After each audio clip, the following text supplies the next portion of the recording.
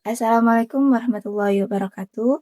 Perkenalkan, nama saya Septi Anggreni Putri, mahasiswi dari Universitas Siber Asia dengan NIM 2502010100383, program studi PJJ Manajemen.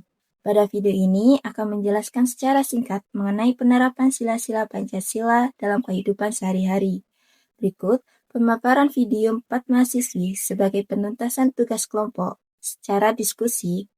Saya ucapkan terima kasih dan selamat menonton. Semoga bermanfaat ya.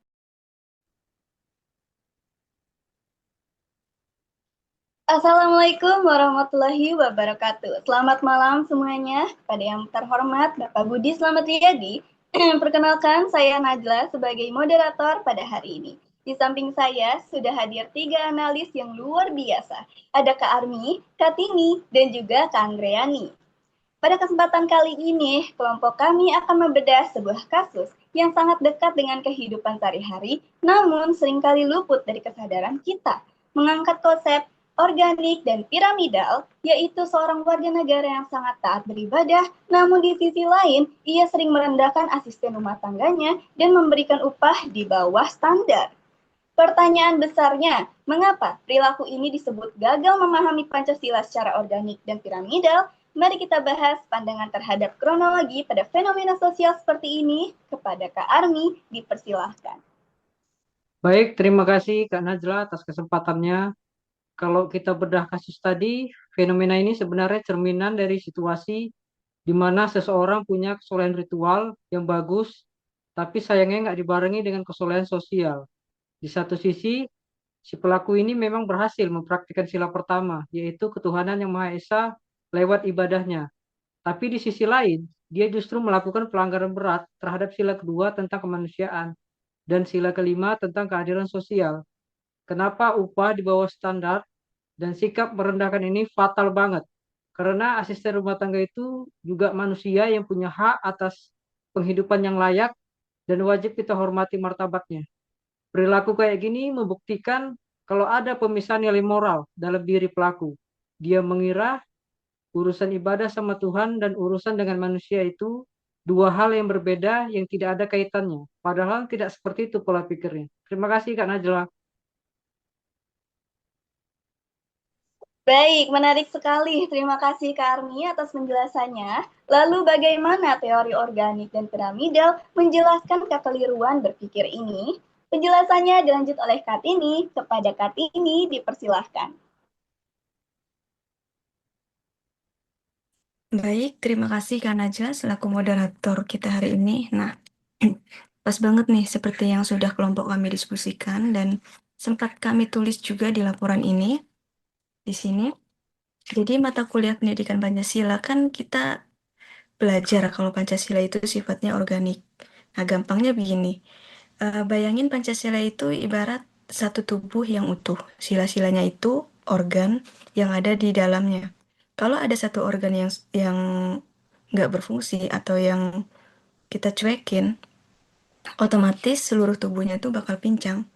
Nah, kita nggak bisa tuh milih-milih, saya mau jalanin sila ke satu aja, tapi sila kelimanya nanti dulu, nggak bisa kayak gitu kan. Nah, selain organik, hubungannya juga piramidal bertingkat, yaitu sila pertama, ketuhanan yang Maha Esa, itu posisinya ada di paling bawah sebagai fondasi atau dasarnya.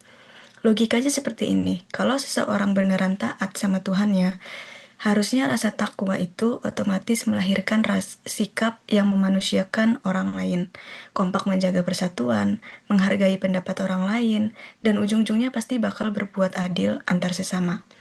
Jadi kalau di kasus tadi, si bos ngakunya rajin ibadah tapi malah pelit dan semena-mena sama asisten rumah tangganya, berarti ibadahnya itu nggak jadi fondasi moral buat dia. Dia ibaratnya lompat pagar langsung ke atas tanpa ngelewatin tangga hierarkinya Pancasila. Itulah kenapa kita sebut dia gagal paham Pancasila secara utuh. Mungkin itu aja sih penjelasan dari saya. Saya kembalikan ke Kak Najla. Terima kasih. Nah, benar banget nih. Makasih banyak Kak ini atas penjelasannya. Seru ya, jadi makin kebayang nih hubungan antara kasus tadi sama teori Pancasila yang kita pelajarin di kelas. Penjelasannya dapat banget dan gampang dicerna. Terakhir, kira-kira apa solusi dan kesimpulan yang bisa kita ambil dari kasus ini? Langsung aja kita dengerin dari Kak Anggriani. Kepada Kak Anggriani dipersilahkan. Baik, terima kasih banyak Kak Najla. Kalau bicara soal solusi, sebenarnya ini harus dimulai dari rekonstruksi cara berpikir kita sendiri. Kita perlu menanamkan pemahaman bukan cuma di bangku sekolah atau kuliah. Kalau Pancasila itu bukan sekadar hafalan buat lulus ujian, melainkan sebuah sistem etika yang nyata di kehidupan sehari-hari. Lalu untuk skala yang lebih luas, perlindungan hukum dan penegakan hak-hak pekerja domestik seperti upah yang layak memang harus diperketat supaya ada perlindungan yang real buat mereka. Kesimpulannya, mengamalkan Pancasila itu artinya kita harus menyelaraskan dua hal, yaitu hubungan kita dengan Tuhan dan hubungan baik kita dengan sesama manusia. Kita tidak bisa disebut sebagai warga negara yang Pancasialis kalau cuma soleh di tempat ibadah, tapi malah jadi penindas di dalam rumah sendiri. Mungkin itu kesimpulan dari saya kembalikan ke Kak Najla. Terima kasih. Baik, terima kasih Kak Anggriani atas kesimpulan dari kasus yang telah dibawakan. Luar biasa sekali diskusi kita pada hari ini, di mana ternyata dalam keseharian pun harus ditetapkan yang namanya keadilan sosial. Terima kasih sekali lagi kepada para ahli yang telah membawakan penjelasan pada hari ini.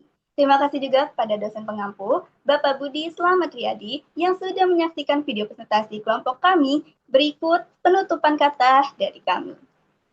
Pancasila adalah Pancasila kita. adalah kita. Terima kasih Terima dan sampai kasih dan jumpa. sampai jumpa.